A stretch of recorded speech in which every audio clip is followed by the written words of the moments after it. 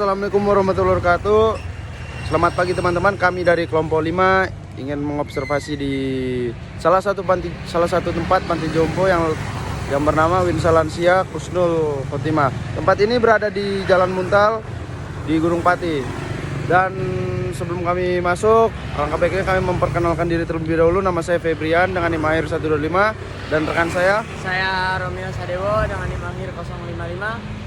Saya pakai bahasa Satria dengan NIM 23061314. Saya telah Satria Dewaga dengan NIM AHIR 129. Oke, mungkin itu saja. Ikuti kegiatan kami terus.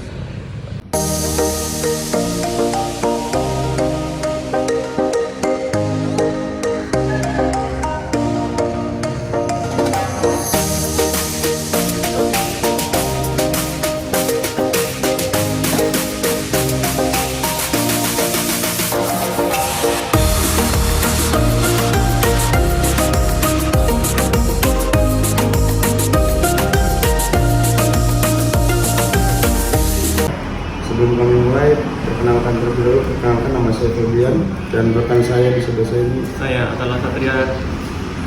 Saya Romeo Sadewo. Dan Saya memegang kamera itu panggil Bang Satrio. Tujuan kami di sini untuk mewawancara sedikit di panti di Jompo ini, Mbak. Jadi di sini ada beberapa pasien ya, kalau boleh tahu. Kalau di sini 8 pasien lansia. Dan itu masih memiliki keluarga atau sudah tidak ada? Kebetulan kalau di sini kebanyakan dari eyang-eyangnya itu punya keluarga semua.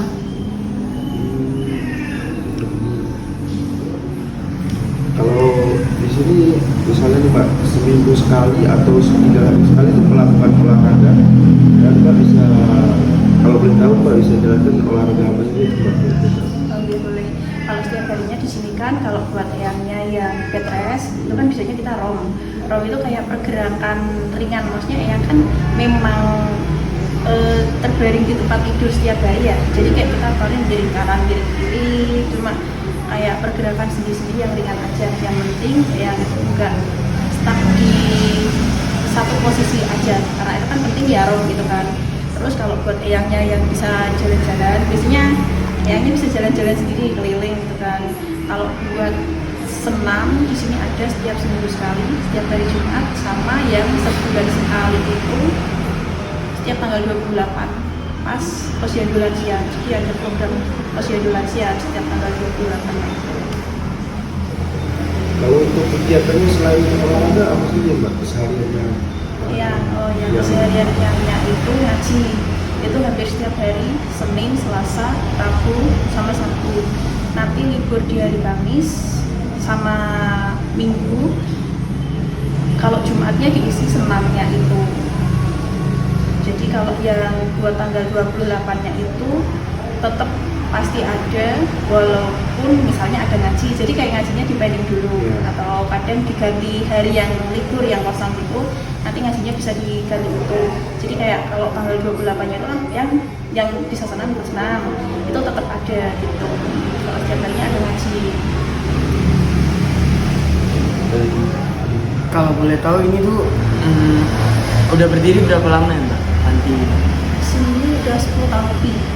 Kalau nggak salah dari 2010 atau 2009 gitu. Yeah.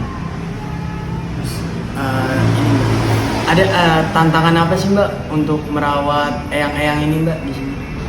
Tantangannya ya, kalau tantangan itu, kalau menurut saya pribadi loh ya, itu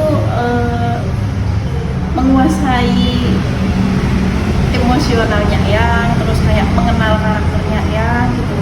Itu kalau buat saya butuh waktu lama gitu, karena kan kalau kita mau kenalin karakternya eyang itu kan butuh waktu kan. Jadi makin tahun makin nambah tahun itu kita makin lama makin bisa sendiri gitu.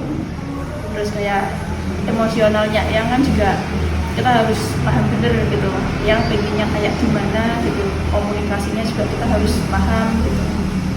Itu sih. Kalau untuk kesehariannya maksudnya kan memang karena di sini kita bekerja buat eyang ya, membantu pelayanan eyang setiap hari. Jadinya kalau tantangan beratnya gitu ya nggak ada, namanya orang kerja gitu kan. Cuma lebih beratnya kayak bisa mengenal karakternya eyang, terus kayak bisa mengendalikan emosionalnya eyang, itu paling susah.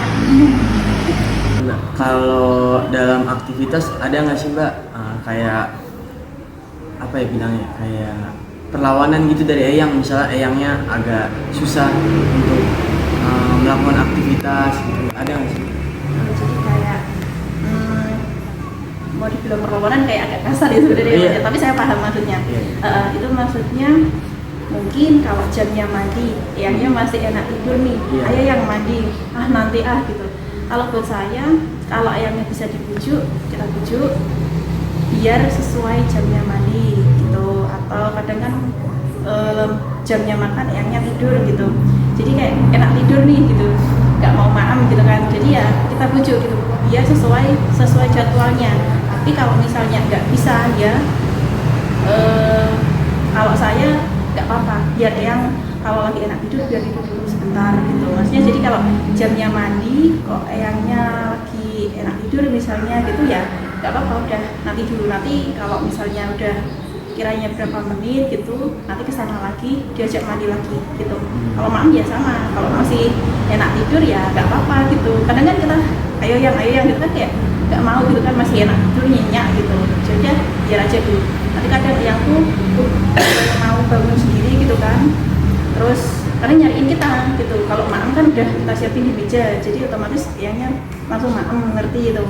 Kalau misalnya mandi kadang kan jalan-jalan gitu kayak nyariin kita, nah atau kita yang kesana lagi mungkin dibangunin udah mau gitu. Kalau perlawanan gitu, jadi kayak mau kita bujuk, kalau eyangnya nggak mau ya nggak bisa dipaksa juga gitu.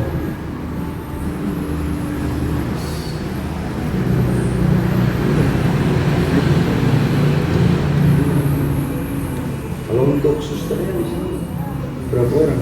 Ada 4 perawatnya di sini, ada 4. Bagian rumah tangga yang mewakili masak itu buat sehari-harinya yang ada 3 di sini. Jadi satu harinya satu perawat sama satu bagian rumah tangga. Kalau untuk umur eyangnya tuh kisaran berapa tahun ya Pak? Kayak misalnya kayak yang paling muda berapa, terus yang paling sepuh di sini berapa tahun?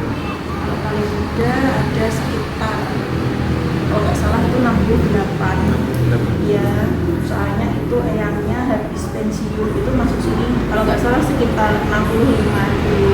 Jadi di sini udah sekitar 4 tahunan, 68-69. Kalau yang paling sepuh di sini ada 80 lebih. Ya, udah sepuh. Jadi kisaran umur kurang lebih 70 sampai 80 lebih dikit ada.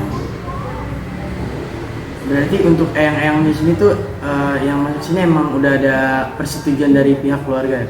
Ya, kalau di sini kan eyangnya ada yang mohon maaf, ada yang bernikah, tapi kan mereka diurus sama keponakan-keponakan gitu. Jadi tetap ada keluarga yang menanggung jawab di sini gitu.